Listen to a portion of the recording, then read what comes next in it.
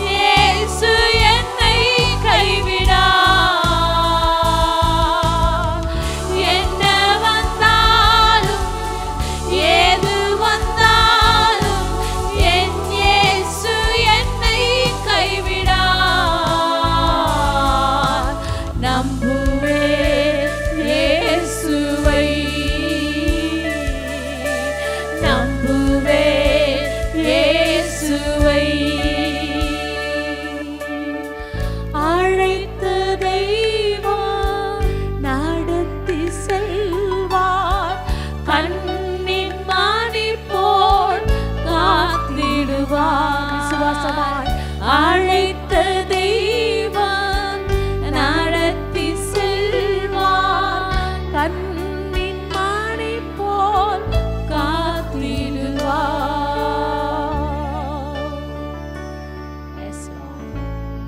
இதுவரை நடத்துற தேவன் இந்த சிறகுகளின் மறைவிலே மறைத்து எங்களை பாதுகாத்து நடத்துகிற தேவன் ஆண்டவரே. நீர் மட்டும் கைவிடாத தேவன். நீர் எங்களுக்கு பாதுகாப்பு ஆண்டவரே.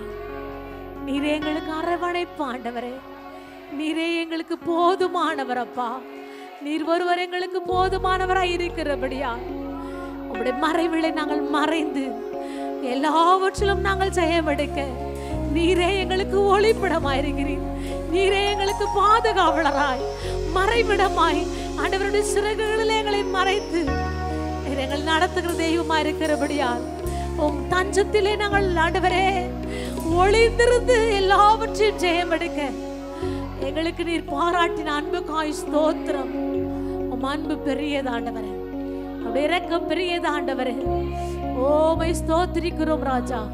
உம்மை மாத்திரம் மகிமைப்படுத்துகிறோம். சிறகுகளின் நிழல்தனிலே நான் நம்பி இளைப்பாறுவேன். நீர் துணையாய் இருப்பதனால் நான் என்றும் இளைப்பாறுவேன். சிறகுகளில் நிழல்தனிலே நான் நம்பி இளைப்பாறுவேன்.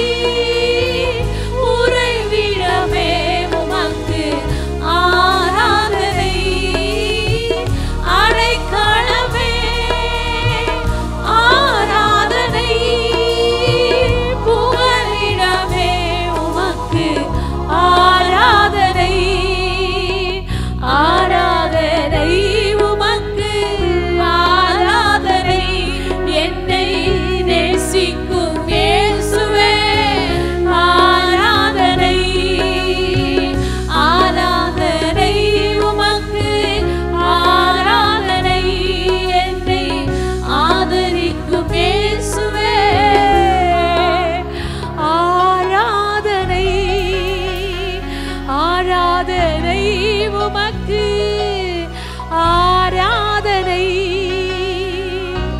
என்னை ஆதரிக்கும் இயேசுவே ஆராதனை.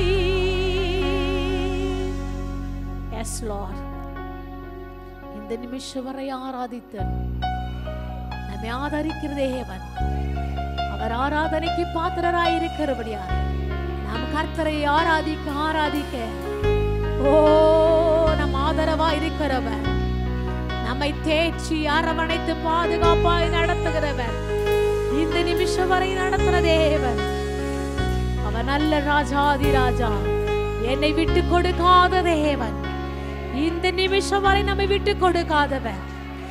ஓ நம்ம கரங்களை பலப்படுத்துகிறவர், நம் தேவைகளை சந்திக்கிறவர், நம்மை முழுமையாய் நடத்துகிறவர், நம் ஆராதிக்கிற ராஜாதி ராஜா, அவர் சர்வ வல்லமையுள்ளவர். பூமியும் அது நிறைவும் கர்த்தருடையதாய் இருக்கிறபடியால் பூமியும் அது நிறைவும் கர்த்தருடையது. நாம் அவரை ஸ்தோத்திரிக்க, அவரை மகிமைப்படுத்த, அவரை உயர்த்த, என் பலவீனத்திலே அவருடைய பலம் நமக்கு பூரணமாய் விளங்கும். எல்லா தேவைகளை அவர் சந்திக்க நல்லவராயிருக்கிறார். நாம் ஆராதிக்கிற தேவன் ஒரு நாளும் ஒருபோதும் கைவிடுகிற தேவன் அல்லவே அல்ல. நம்ம இந்த நிமிஷம் வரை விட்டு கொடுக்காதவர், உன்னையும் என்னை விட்டு கொடுக்காதவர், எந்த காரியங்களில் விட்டு கொடுக்காதவர். சோர்ந்து போவது போல காணப்படும், ஓ நம் வாழ்க்கையே ஒன்றுமில்லாத போல காணப்படும், நம் தலை குனிந்து நிமிர்ந்து நடக்க முடியாது நினைப்போம். ஆனால் நம் தேவன் நம்மை விட்டு கொடுக்காதபடி, நம்மை விட்டு கொடுக்காதபடி, நீ எங்கே கீழே விழுந்து கிடக்கிறாயோ அந்த இடத்திலே உன்னை தூக்கி நிறுத்தி நம்மை ஆதரிக்க என் தேவன் உன்னை நமக்கு போதுமானவராயிருக்கிறார். அவர் ஒருவர் தான் ராஜாதி ராஜா, அவர் ஒருதான் சர்வ வல்லமையுள்ளவர், உன்னையும் என்னை விட்டு கொடுக்காதவர். எந்த சூழ்நிலையிலும் எந்த நிலவரத்திலும் பாதுகாப்பற்ற நிலவரத்தில் இருக்கும் பொழுது, ஓ சூழ்நிலையே மாறி போகும் பொழுது பாதுகாக்கிறவர், விட்டு கொடுக்காதவர், மகிமையின் ராஜாதி ராஜா, அவன் ஏற்றும் இன்றும் என்றும் மாறாதவர், நம்மை கைவிடுகிற தேவன் அல்ல, இதுதான் வழி என்று சொல்லிக் கொடுக்கிறவர், நம்மை பாதுகாப்பாய் நடத்துகிறவர். ஸ்தோத்திரிக்கிறோம் ஆண்டவரே. என்னை விட்டு கொடுக்காதவர், என்னை நடத்துகின்றவர், என்னை பாதுகாப்பவர், என்னை நீரே. என்னை விட்டு கொடுக்காதவர், என்னை நடத்துகின்றவர், என்னை பாதுகாப்பவர், என்னை நீரே. நான் வழி மாறும் போது என் பாதை காட்டினீர், என்னால் முடியாத போது என்னை தூக்கி நடத்தினீர். நான் வழி மாறும் போது என் பாதை காட்டினீர், என்னால் முடியாத போது என்னை தூக்கி நடத்தினீர். என்னை விட்டு கொடுக்காதவர், என்னை நடத்துகின்றவர், என்னை பாதுகாப்பவர், என்னை நீரே. என்னை விட்டு கொடுக்காதவர், என்னை நடத்துகின்றவர், என்னை பாதுகாப்பவர், என்னை நீரே.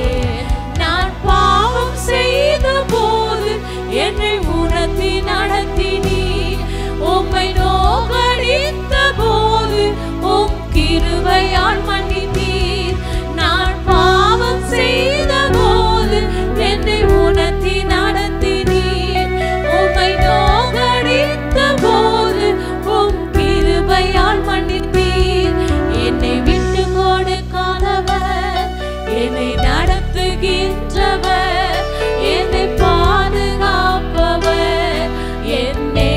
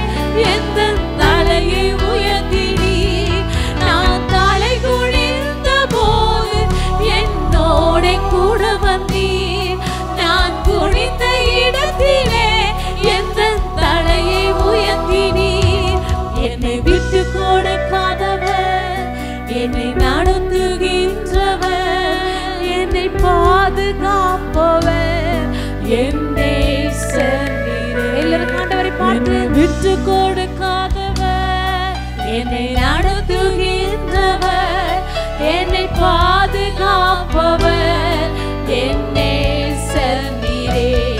நான் வேண்டுவது எல்லாம் என் வாழ்வில் தருகிறீர், நான் நினைப்பதற்கு மேலாய் என்னை எல்லாம் கரங்களை நீக்கி நான் வேண்டுவதை எல்லாம். கர்த்தருடைய வாக்குத்தத்தம் உயிர் உள்ளது, அந்த வாக்குத்தத்தம் ஜீவன் உள்ளது. அந்த ஜீவனுள்ள வார்த்தையை வைத்து சொல்லுங்க, கர்த்தர் உயிர் உள்ளவர், அவர் எல்லாவற்றுக்கும் பூமியும் அது நிறைவு கர்த்தருடையது, பூமியும் அது நிறைவு கர்த்தருடையது. நீ வேண்டும் போது கர்த்தர் மறுபடியும் ஆசீர்வாதத்தால் நிரப்பேன். கர்த்தர் நல்லவர். நான் என்னை ஆசீர்வாத, நான் வேண்டுவதை எல்லாம், வேண்டுவதை எல்லாம் என் வாழ்வில் தருகிறீர், நான் நினைப்பதற்கு மேலாய் என்னை ஆசீர்வதிக்கிறீர். நான் தலை குனிந்த போது என்னோட கூட வந்தீர், நான் குனிந்த இடத்திலே எந்த தலையை உயர்த்தினீர். நான் தலை குனிந்த போது என்னோட கூட வந்தீர், நான் குனிந்த இடத்திலே எந்த தலையை உயர்த்தினீர். என்னை விட்டு கொடுக்காதவர், என்னை நடத்துகின்றவர், என்னை பாதுகாப்பவர் என் நேசர் நீரே. என்னை விட்டு கொடுக்காதவர், என்னை நடத்துகின்றவர், என்னை பாதுகாப்பவர் என் நேசர் நீரே. என்னை விட்டு கொடுக்காதவர், என்னை நடத்துகின்றவர், என்னை பாதுகாப்பவர் என் நேசர் நீரே. என்னை விட்டு கொடுக்காதவர், என்னை நடத்துகின்றவர், என்னை பாதுகாப்பவர் என் நேசர் நீரே. நம்மை விட்டு கொடுக்காத தேவன் எல் ஷடாய், எந்த துணை அவரே, அவரே நமக்கு போதுமானவர், அவரே நல்லவராயிருக்கிறபடியா உமக்கு மகிமை செலுத்துகிறோம் ஆண்டவரே, உமக்கு துதி செலுத்துகிறோம் ஆண்டவரே. நாங்கள் உம்மை கனப்படுத்தி உம்மை மகிமைப்படுத்துகிறோம் ராஜா. நீர் ஒருவரே பெரியவராயிருக்கிறபடியா. எஸ் ஜீசஸ், உம் நாம மாத்திரம் மகிமைப்படட்டும் ஆண்டவரே, உம் நாம மாத்திரம் உயரட்டும். எல் ஷடாய், எந்தன் துணை நீரே, என் வாழ்வின் கேடகம். எல் ஷடாய், எந்தன் துணை நீரே, என் வாழ்வின் கேடகம். என்னிலா நன்மைகள் என் வாழ்வில் செய்திரே, என்னிலா நன்மைகள் என் வாழ்வில் செய்திரே. எந்தன்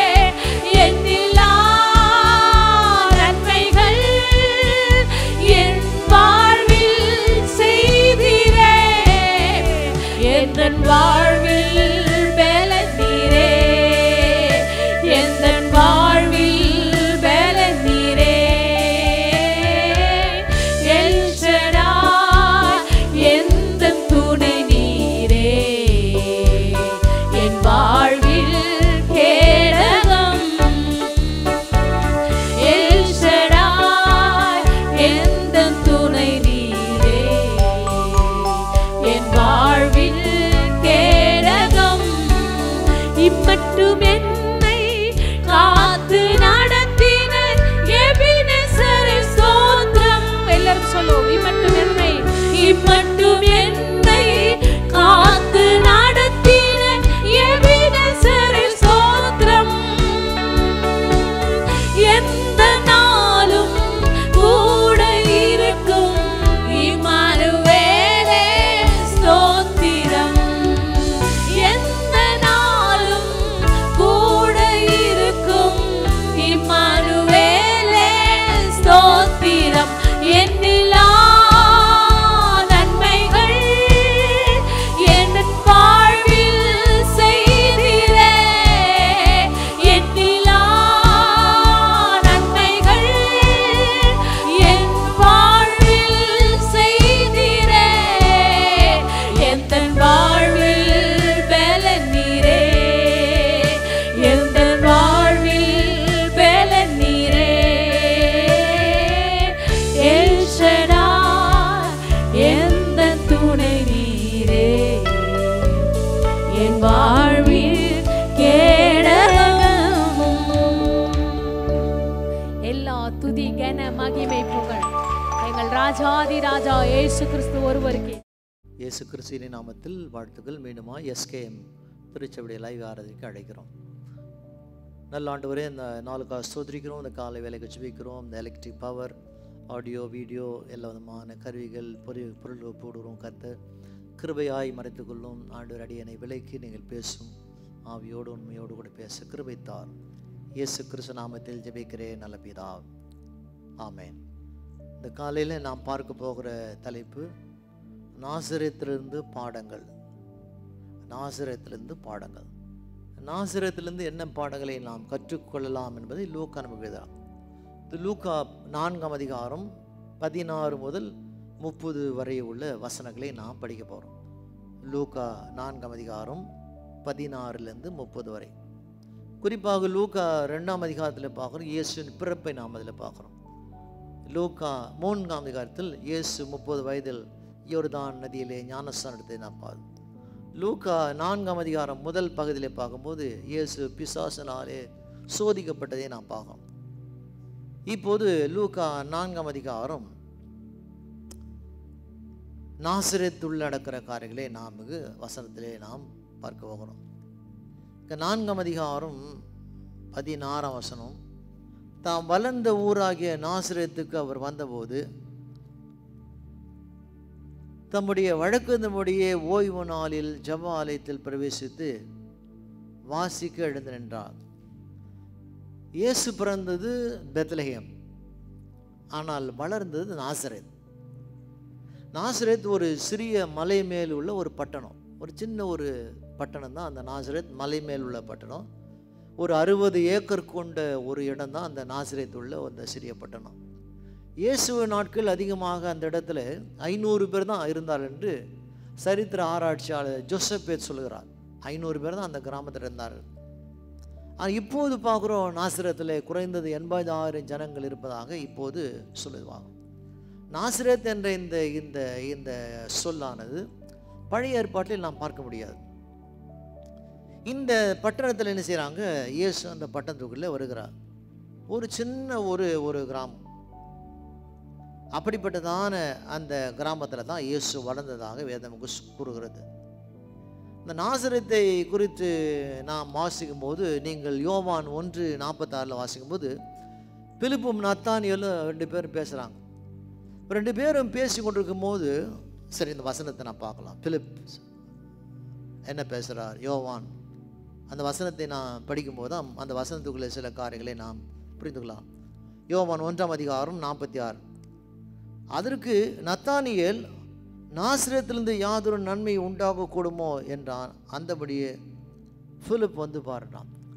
பிலிப் நாசரேத் பட்டணத்தை குறித்து சொல்லும் போது நத்தானியேல் சொல்கிறான், நாசரேத் என்ற பட்டணத்திலிருந்து ஏதாவது நன்மை உண்டாகக்கூடுமோ என்று அந்த பட்டணத்தை ரொம்ப குறைவாக சொல்வதை நாம் பார்க்குறோம். இப்படியாக அந்த நாசரேத் பட்டணத்தை பார்க்கும்போது ஒரு சிறிய ஒரு பட்டணம். இப்போது கூட உலகத்தில் பார்க்கும்போது, உலகத்தில் ஒரு சிறிய கிராமங்களை பார்க்கும்போது, உலகத்தில் சிறிய ஒரு கிராமம் ஹம் என்ற ஒரு கிராமம் குரேஷியாவில் இருக்கிறது. ஹம் என்ற கிராமம் குரேஷியாவில் ஜனத்தொகை அதில் 23 பேர் தான் இருக்கிறாங்க. அந்த கிராமத்தில் வெறும் 23 பேர் தான் அந்த குரோஷியாவில் ஹம் என்ற கிராமத்தில் வாழ்கிறாங்க. இந்தியாவில் பார்க்கும்போது சிறிய கிராமம் என்ற இந்தியாவில் பார்க்கும்போது அருணாச்சல பிரதேசத்தில் ஹா என்ற கிராமம், அருணாச்சல பிரதேசத்தில் ஹா என்ற கிராமத்தில் 283 பேர் தான் இருக்கிறாங்க. அந்த கிராமத்தில் ஜனத்தொகை இந்தியாவிலே சிறிய கிராமம் 289 ஜனங்கள் தான். நாசரேத்தில் பார்க்கும்போது இயேசு வாழ்ந்த நாட்களில் அப்போது 500 பேர் தான் இருந்தாங்க. ஆனால் இப்போது 80,000 ஜனங்கள் நாசரேத்துக்கிறாங்க. இப்படியாக என்ன செய்கிறாங்க? இந்த நாசரேத்தை குறித்து நாம் பார்க்கும்போது இதற்கு பிறகு இந்த இயேசு இந்த நாசரேத் பட்டத்தில் வந்த பிறகு இனி ஒரு முறை அவர் நாசரேத்துக்கு வந்ததாக பைபிளில் நமக்கு ரெக்கார்டு இல்லை. அதுதான் அவர் வந்த கடைசி பயணம் அந்த நாசரேத்து. 30 வயதில் அவர் ஞானஸ்தானம் எடுக்கிறார், தன் ஊழியத்தின் பணிகளை தொடங்குகிறார். அந்த நாசரேத்தை சுற்றி மட்டும் கலிலேயா அந்த ஊர் இருக்கிறது. கலிலேயில் மட்டும் 207 கிராமங்கள் இருக்கிறது. ஒவ்வொரு கிராமத்திலும் சுமார் 10,000 குறைவான ஜனங்கள் இருக்கிறாங்க. இதில் யார் எழுதுறது? நாம் பைபிளில் நான் போக முடியாது. 1ஆம் நூற்றாண்டில் இருந்த ஜோசப் என்று சொல்லப்பட்டுள்ள சரித்திர ஆராய்ச்சி அதில் எழுதுகிறாங்க. இப்போது சொந்த கிராமத்தில் இயேசு வர்றார். சொந்த கிராமத்தில் வரும்போது அவருக்கு ஜனங்கள் அங்கே வரவேற்பில்லை. அந்த கிராமத்தில் அவள் வளர்ந்த போது யோசேப்புக்கு மகனாக வளர்ந்தார், தச்சனுக்கு மகனாக இருந்தார். இப்போது மீண்டுமாக அவர் கிராமத்துக்கு வரும்போது ஒரு ரபியாக, ஒரு போதகராக அந்த கிராமத்துக்குள்ளே வர்றார்.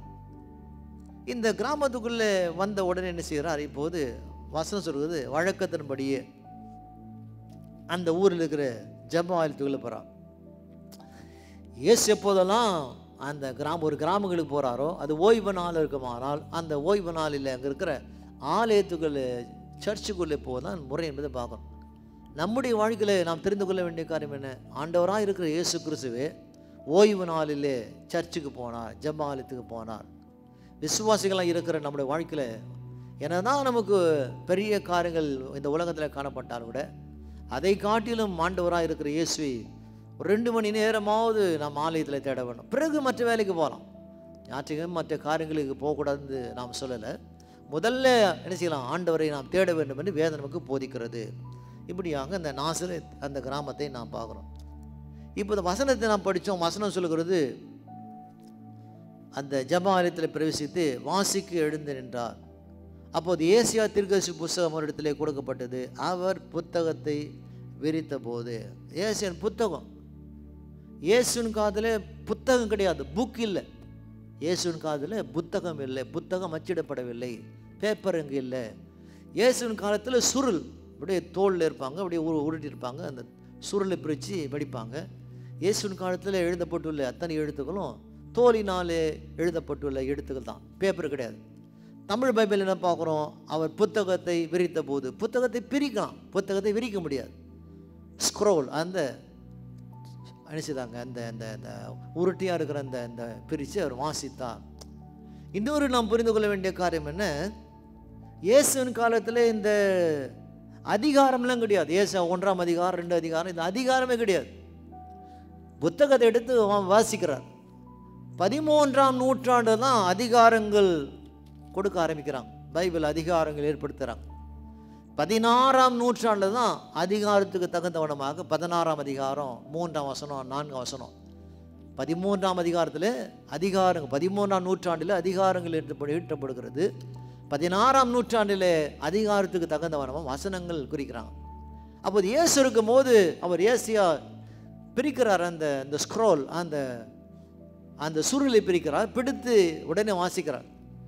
இப்போ இந்த சர்ச்சில் சொல்லலாம், இந்த அதிகாரம் இந்த வசனம் சொல்லுவோம், எடுத்து உடனே படிப்பாங்க. ஆனால் இங்கே வாசிக்கிறேன்னு சொல்கிறாங்க, இயேசு அதை பிரித்த உடனே எதை படிக்கிறாராம்? எதை படிக்க வேண்டுமோ அதை படிக்கிறாராம். அவர் எதை படித்தார்? வசனம் சொல்வது ஏசியா தீர்க்கதரிசி புத்தகத்தை அவரிடத்துல கொடுக்கப்பட்டது. அந்த புத்தகத்தை கொடுக்குறாங்க. எந்த வசனத்தை வாசித்தாரோ? ஏசியா 61ஆம் அதிகாரம், ஏசியா 61ஆம் அதிகாரம் அந்த வசனத்தை எடுக்கிறார். முதல் 2 வசனங்கள், கர்த்தராகிய தேவனுடைய ஆவியானவர் என்மேல் இருக்கிறார், சிறுமைப்பட்டவருக்கு சுவிசேஷத்தை அறிவிக்க கர்த்தர் என்னை அபிஷேகம் பண்ணினார், இருதயம் நெருங்கிட்டவர்களுக்கு காயம் கட்டுதலையும் சிறைப்பட்டவர்களுக்கு விடுதலையும் கட்டுண்டவர்களுக்கு கட்டவழுக்கும் கூறவும், கர்த்தருடைய அனுக்கிரக வருஷத்தையும் நம்முடைய தேவன் நீதியை சரிக்கட்டும் நாளையும் கூறவும், துயரப்பட்ட அனைவருக்கும் ஆறுதல் செய்யும். இந்த 2 வசனங்கள் எடுத்து அவர் படிக்கிறார். இந்த வசனங்களை என்ன செய்கிறாரா, இயேசு எடுத்து அவர் படிக்கிறான்னு வசனத்திலே நாம் வாசிக்கிறோம். இப்படியாக நமக்கு லூக்கா நமக்கு எழுதுகிறார். 18ஆம் வசனம் பாருங்கள். லூக்கா 4ஆம் அதிகாரம் 18 அதே ஏசியா வசனத்தை இங்கே பிரதிபலிக்கிறது. கர்த்தருடைய ஆவியானவர் மேல் இருக்கிறார், தரித்திரருக்கு சுவிசேஷத்தை பசிக்கவும், என் அபிஷேகம் பண்ணினார், இருதயம் நறுங்குள்ளவருக்கு குணமாக்கவும், சிறைப்பட்டவருக்கு விடுதலையும், குருடருக்கு பார்வையும் பிரசித்தப்படுத்தும், நொறுங்குள்ளவருக்கு விடுதலையாகவும், கர்த்தருடைய அனுக்கிரகம் வருஷத்தை பிரசித்தப்படுத்தும் என்னை அனுப்பினார் என்று எழுதியிருக்கிற இடத்தை அவர் கண்டார். யார் அவருக்கு சொல்லலை, அந்த வசனத்தை எடுத்து அந்த இடத்தை எடுத்து படித்தார். இந்த 2 வசனங்களை அவர் வாசித்து முடித்தார். வாசித்து முடித்து 20ஆம் வசனம் வாசிக்கிறோம். லூக்கா 4:20 வாசித்து புத்தகத்தை, இப்போ தான் லூக்கா எழுதுறார், சுருட்டி முன்னே பிரித்துன்னு வாசித்தோம். இப்போது வாசித்து புத்தகத்தை சுருட்டி பணிவிடைக்காரத்திலே கொடுத்தார். புத்தகத்தை எடுத்தாரா, படிச்சிட்டாரு. படிச்சுட்டு அந்த சுருள் ரொம்ப பாதுகாப்பாக வைத்துக்கிற ஒரு சுருள், அது பணிவிடைக்காரன் அங்கே சர்ச்சில் வேலை செய்கிற ஒரு பணியாட் அவன் கையில் கொடுக்குறான். அவனிடத்துல கொடுக்கும்போது என்ன பார்க்குறோம், அவனிடத்தில் கொடுத்து உட்கார்ந்தார். ஜெப ஆலயத்தில் எல்லோருடைய கண்களும் அவர் மேல் நோக்கமாக இருந்தது. இப்போது பிரசங்கம் பண்ணுவது என்பதாக வசனத்தை அவர் படிக்கிறார். வசனத்தை அவர் படிக்கும் போது எல்லாரும் நின்றுருக்கிறாங்க. வசனத்தை படிக்கிற இயேசு நின்றுருக்கிறார். வசனத்தை படித்து முடித்த பிறகு அந்த சுருளை அங்கே இருக்கிற ஒரு நபரிடம் கொடுக்குறார். அந்த பணிவிடைக்காரர் அந்த சுருளை கொண்டு போய் வைக்கிறான். கொண்டு போய் வைத்த உடனே வசனம் சொல்கிறது, என்ன செய்தாராம்,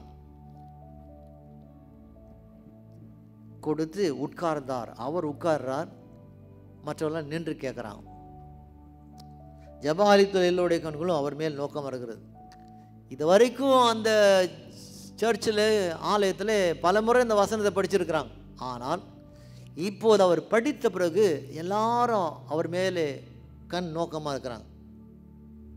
அவர் மேல் நோக்கமாக இருக்கிறாங்க. ஏன், எல்லாரும் படிக்கும்போது அந்த வார்த்தைகள் வார்த்தையாக இருந்தது. ஆனால் ஆண்டவராக இருக்கிற இயேசு அந்த வார்த்தையை படிக்கும்போது அந்த வார்த்தையில் ஜீவன்றதை பார்க்குறாங்க. எல்லாரும் இந்த வசனத்தை பல முறை படிச்சிருக்கிறாங்களே, படிக்கும்போது இந்த வசனங்கள் நம்முடைய உள்ளத்தில் ஆழமாய் போகவில்லையே, இவர் படிக்கும்போது மட்டும் ஏன் இந்த வசனங்கள் நம்முடைய உள்ளத்தில் ஆழமாய் போனதுன்னு சொன்னாங்க. ஜனங்க யோசிக்கிறாங்க. அதனால் லூக்கா எழுதுகிறார், எல்லார் கண்களும் அவர் மேல் நோக்கமாக இருந்தது. விசுவாசிகளாக இருக்கிற நம்முடைய வாழ்க்கையில் வசனத்தை ஏதோ கேட்கிறோம்னு நாம் கேட்போமானால் ஒரு நாள் ஒருபோதும் வசனம் உனக்குள்ளே பதியாது. அந்த வசனத்து மேலே நோக்கமாக இருக்கணும். இந்த வசனத்து மூலமாக ஆண்டவர் என்ன சொல்ல வருகிறார், என்ன சொல்ல போகிறார், இந்த வசனத்தின் மூலமாக என் வாழ்க்கை எப்படி கட்டமைக்க போகிறது, இந்த வசனத்தின் மூலமாக எப்படி நான் வாழ போகிறேன், இந்த வசனத்தின் மூலமாக எப்படி என் வாழ்க்கையை நான் துவங்க போகிறேன், இந்த வசனத்தின் மூலமாக என் வியாபாரத்தை எப்படி நான் பெருக்க போகிறேன், இந்த வசனத்தின் மூலமாக படிப்பு, இப்படி பல காரியம் சொல்லிக்கொண்டே போகலாம். அந்த வசனத்தின் மேலே நோக்கமாக இருக்க வேண்டும் என்று வசனம் நமக்கு போதிக்கிறது. அடுத்தது 21ஆம் வசனத்தை வாசிக்கிறோம். அப்பொழுது அவர் அவர்களோடு கூட பேச தொடங்கி, இப்போதான் பிரசங்கம் அல்ல, பேச தொடங்கினார். பிரசங்கம் வேறு, ப்ரீச்சிங் வேறு, டீச்சிங் வேறு. பேச தொடங்கினார். பேச தொடங்கி, உங்கள் காதுகள் கேட்க இந்த வேத வாக்கியம் என்று நிறைவேறிற்று சொன்னார். யாரெல்லாம் இதை நீங்கள் காது உள்ளவர்களை கேட்டீங்களோ, கேட்டவருக்கு இந்த வசனம் நிறைவேற்று. உங்கள் வாழ்க்கையில், நம்முடைய வாழ்க்கையில் ஆலயத்து வருகிற நாம் அந்த வசனத்தை கவனித்து நாம் கேட்கணும். கவனித்து நாம் கேட்டால்தான் அது வசனம் நம்முடைய வாழ்க்கையில் நிறைவேறும். ஏதோ வரோம், உட்கார்றோம், பைபிள் எடுக்கிறோம், நாம் எல்லாரும் வசனத்தை புரட்டுறாங்க, 61ஆம் சங்கீதம் எல்லாம் புரட்டுவது போல் நாம் பைபிளை புரட்டி ஏதோ ஒரு புக்கை எடுத்து வச்சு ஏதோ ஒரு அதிகாரத்தை வச்சு நாம் படிப்பது போல் படிக்கிறோம், இல்லை கண்டுபிடிச்சது போல் கண்டுபிடிச்சிருக்கிறோம். அப்படி இல்லை. ஆலயத்துக்கு வரும்போது எல்லாருடைய கையிலும் மொபைல் இருக்கலாம், வசனம் இருக்கலாம், பைபிள் இருக்கலாம். கூட நம்முடைய கையில் ஒரு பைபிள் இருக்கணும். என்ன செய்கிறோம், இன்றைக்கு தான் நிறைவேற்று. இந்த வசனங்களை நாம் கவனித்தால்தான் அந்த வார்த்தை நமக்குள்ளே நிறைவேறும். என்னெல்லாம் ஆண்டவர் நமக்கு சொன்னாரோ சொன்ன காரியம் நமக்கு நிறைவேறும் என்று வேதம் நமக்கு போதிக்கிறது. 22ஆம் வசனம், எல்லாரும் அவருக்கு நற்சாட்சி கொடுத்தாங்க. ஜனங்க எப்போதும் அப்படி தான். ஜனங்களை ஒரு நாள் ஒருபோதும் ஜனங்கள் மேலே நான் நம்பிக்கை நாம் வைக்கக்கூடாது. ஜனங்கள் மேலே நாம் நம்பிக்கை வைக்கும் போது நம்முடைய வாழ்க்கையில் மிகவும் ஆபத்து. அவர் வசனத்தை படித்த உடனே கேட்ட உடனே செய்தாங்க, எல்லாரும் நற்சாட்சி கொடுத்தாங்க. அவருடைய வாயிலிருந்து புறப்பட்ட கிருபையுள்ள வார்த்தை கொடுத்து ஆச்சரியப்பட்டார்கள். என்ன மாதிரி பேசுகிறார், இப்போ அவர் பிரசங்கம் பண்ணுறாரு. அவருடைய வார்த்தை பேசும்போது வார்த்தையெல்லாம் உள்ளத்தை தொட்டது, உள்ளம் உடைந்தது, உள்ளத்தின் கண்கள் திறந்தே செய்யலாங்க. ஜனங்கள் ஒருத்தரோடு ஒருத்தர் பேசி பாராட்டுறாங்க. ஜனங்கள் உங்களை பாராட்டும் போது நாம் கவனமாக இருக்க வேணும். ஜனங்கள் பாராட்டு நமக்கு ஆபத்தை கொண்டு வரும். ஆண்டவராக இருக்கிற இயேசு தான் நம்மை பாராட்டணும்.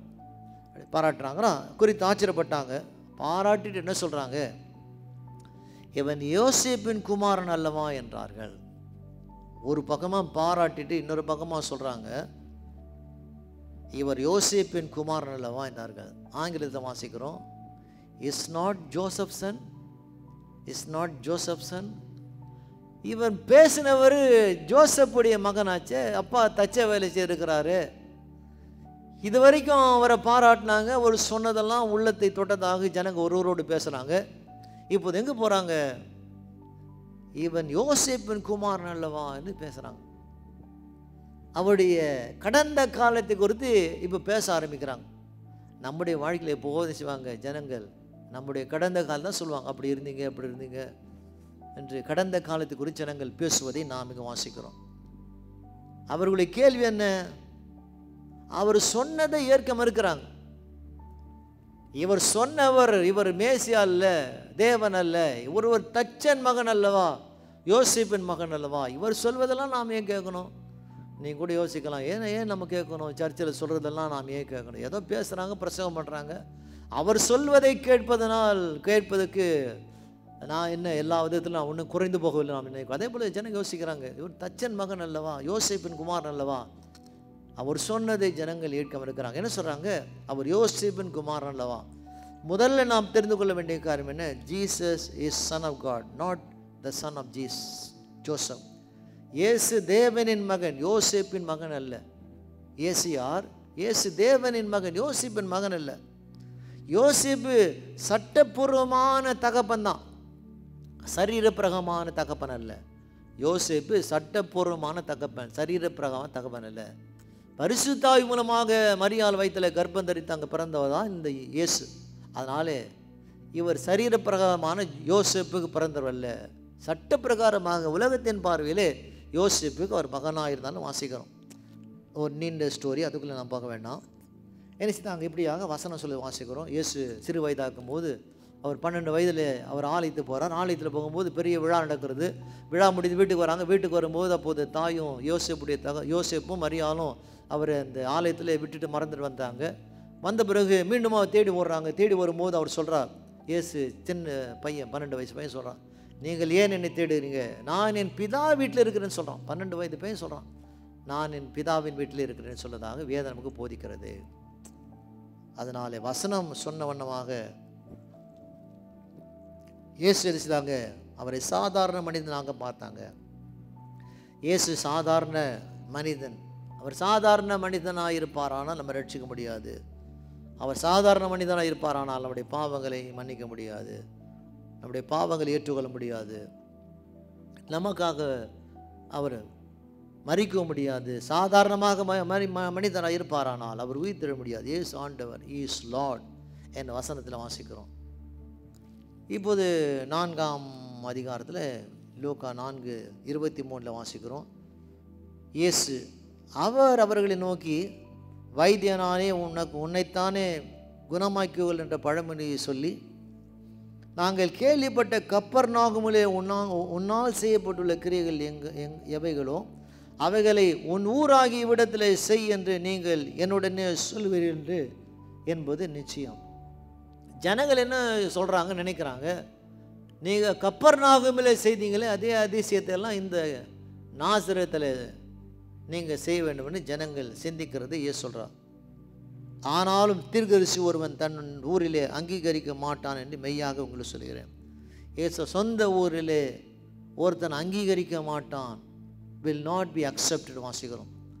சொந்த ஊரில் என்ன செய்வாங்க, அவன் அங்கீகரிக்க மாட்டான். சொந்த ஜனங்கள் நம்ம அங்கீகரிக்க மாட்டாங்க, சொந்த உறவுகள் நம்ம அங்கீகரிக்க மாட்டாங்க, சொந்த ஜனங்கள் சொந்த ஊர் நம்ம அங்கீகரிக்காது.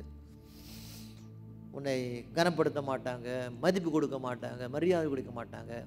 இப்படியாக ஏசு சொல்கிறார்.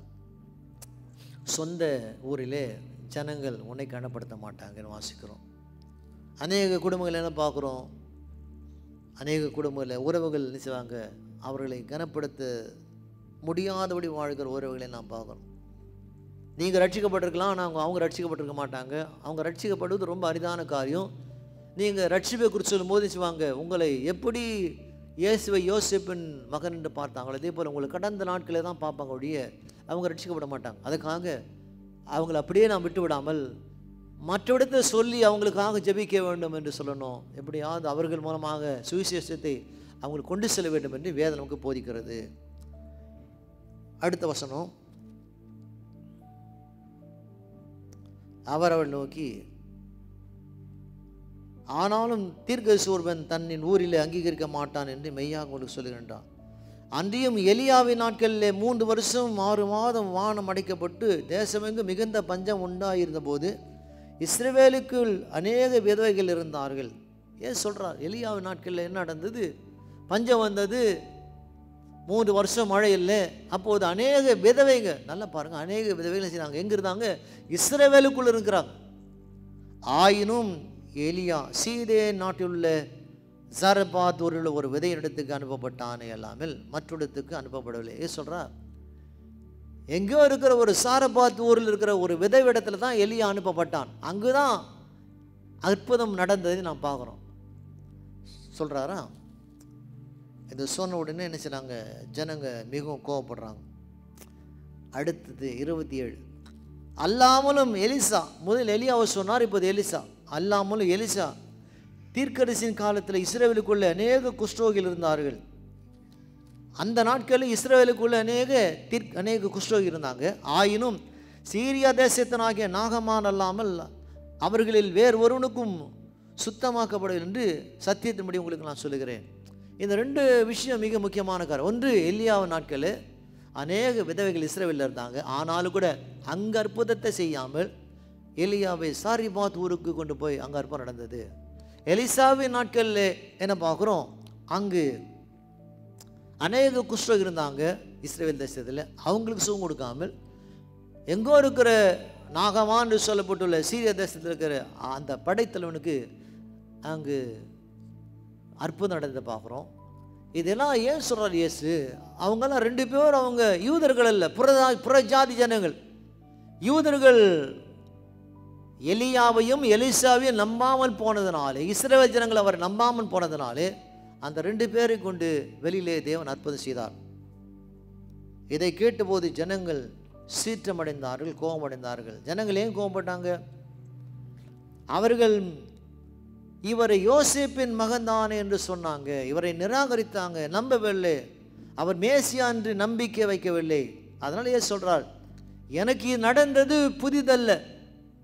எலியாவுக்கும் எலிசாவுக்கும் அவர்களை தேவன் இஸ்ரவேலை விட்டு வெளியிலே அனுப்பி ஏன் அற்புதம் செய்தார்? இஸ்ரவேல் ஜனங்கள் அவர்களை நிராகரித்தார்கள், நம்பவில்லை. யார் தேவ தயவை தேடுகிறார்களோ அந்த ஜனத்திடத்தில் அனுப்பினார். யாரெல்லாம் ஆண்டவரை தேடுறாங்களோ அந்த ஜனங்கள் மத்தியில் தான் கர்த்தர் அனுப்புகிறார். இந்த நாசரேத் ஊரில் என்ன பார்க்குறோம்? நாசரேத் ஊரில், சொந்த ஊரில் இயேசுவை கனப்படுத்தலை. அதனால இயேசு அங்கே அற்புதம் செய்யலை. இதெல்லாம் கேட்கும்போது என்ன செய்தாங்க? ஜனங்கள் மிகவும் கோபமடைந்தாங்க. இதெல்லாம் எங்கே நடக்கிறது?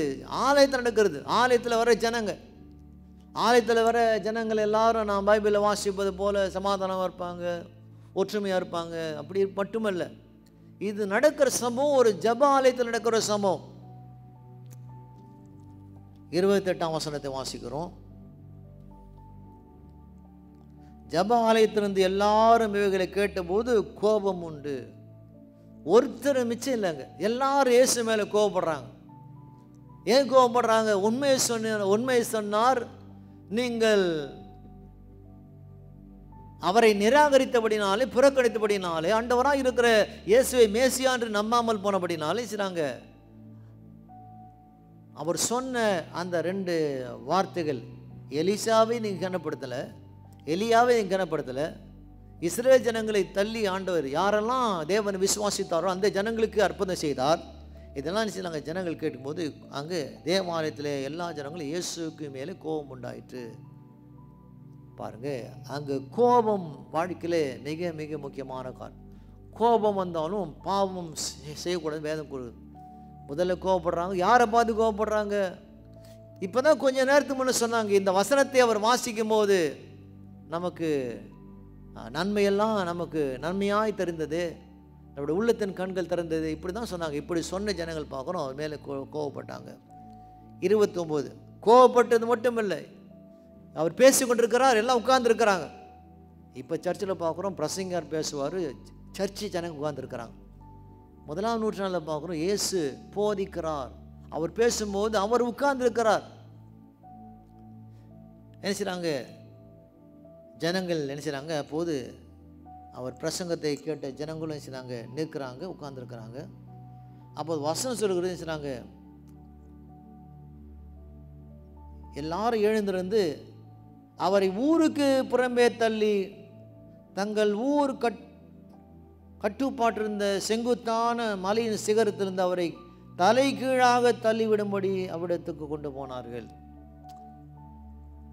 எழுந்திருந்தாங்க, அவரை ஊருக்கு புறம்பே எல்லாம் தள்ளிட்டு போகிறாங்க. அவர் இயேசு வெளியில் பாருங்கள். இயேசுடைய சரித்திரத்தில் நாம் நடந்த நிகழ்ச்சியை பார்க்குறோம். அவர் போகும்போதெல்லாம் திரளான ஜனங்கள் வந்தாங்க. இப்போ நடக்கிற காரியத்தை பாருங்க, அவரை தள்ளிட்டு போகிறாங்க.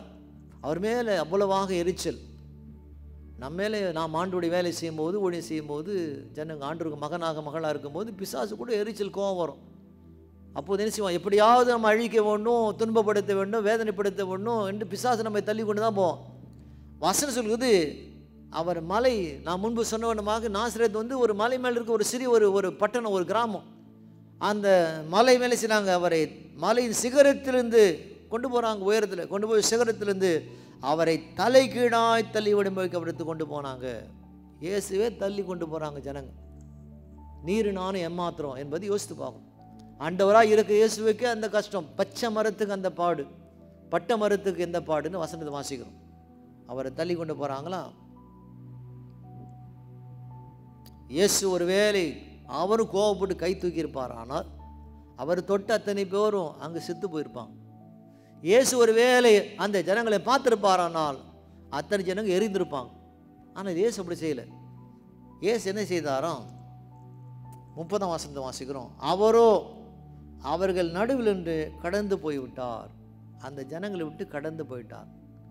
உங்கள் வாழ்க்கையிலே உங்களுக்கு விரோதமாக ஜனங்கள் எழும்பும்போது, உங்களை ஜனங்கள் புறக்கணிக்கும் போது, நிராகரிக்கும் போது, ஜனங்கள் உங்களை நம்ப முடியாமல் போகும்போது, அந்த ஜனங்களோடு கூட நாம் போராடும் போது, அந்த ஜனங்களோடு சண்டை போடுவது அது நமக்கு உகந்ததல்ல. அதை விட்டுட்டு என்ன செய்யணும்? அந்த ஜனங்களை விட்டு நாம் தூரம் தள்ளி போயிடணும். ஒரு வேளை நண்பராக இருக்கலாம், ஃப்ரெண்ட்ஸ் உறவுகளாக இருக்கலாம், ரிலேஷன்ஸாக இருக்கலாம், உங்களோடு கூட ஐக்கியமாக இருக்கலாம்.